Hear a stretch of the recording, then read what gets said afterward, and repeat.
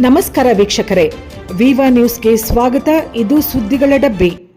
ಮದ್ದೂರಿನ ತಾಲೂಕು ಪಂಚಾಯಿತಿ ಸಭಾಂಗಣದಲ್ಲಿ ಇಂದು ಜೀತ ವಿಮುಕ್ತರಿಗಾಗಿ ಉಚಿತ ಆರೋಗ್ಯ ತಪಾಸಣಾ ಶಿಬಿರ, ಇ ಶ್ರಮ ಕಾರ್ಡ್, ಆಯುಷ್ಮಾನ್ ಕಾರ್ಡ್ ಹಾಗೂ ಸರ್ಕಾರದಿಂದ ಲಭ್ಯವಿರುವ ವಿವಿಧ ಸೌಲಭ್ಯಗಳ ನೋಂದಣಿ ಕಾರ್ಯಾಗಾರವನ್ನು ಹಮ್ಮಿಕೊಳ್ಳಲಾಗಿದೆ.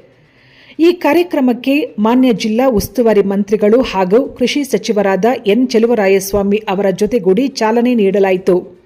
ಈ ಕಾರ್ಯಕ್ರಮದಲ್ಲಿ ಜಿಲ್ಲಾ ಪಂಚಾಯತ್ ಮುಖ್ಯ ಕಾರ್ಯನಿರ್ವಹಣಾಧಿಕಾರಿ ನಂದಿನಿ ಕೆ, ತಾಲೂಕು ಪಂಚಾಯಿತಿ ಕಾರ್ಯನಿರ್ವಹಣಾಧಿಕಾರಿ ರಾಮಲಿಂಗಯ್ಯ, ಮದ್ದೂರು ತಹಸೀಲ್ದಾರ್, ತಾಲೂಕು ಆರೋಗ್ಯ ಇಲಾಖೆ ಅಧಿಕಾರಿಗಳು ಮತ್ತು ಇತರ ಗಣ್ಯರು ಉಪಸ್ಥಿತರಿದ್ದರು.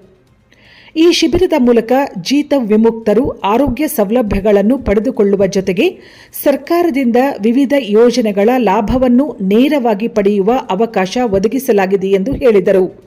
ಈ ಸಂದರ್ಭದಲ್ಲಿ ಜಿಲ್ಲಾ ಉಸ್ತುವಾರಿ ಸಚಿವರಾದ ಚೆಲುವರಾಯಸ್ವಾಮಿ ಹಾಗೂ ಮದ್ದೂರಿನ ಶಾಸಕರಾದ ಉದಯ್ ಉಪಸ್ಥಿತರಿದ್ದರು. ವರದಿ ಶಿವಕುಮಾರ್ ವೈಎಸ್, ಮದ್ದೂರು.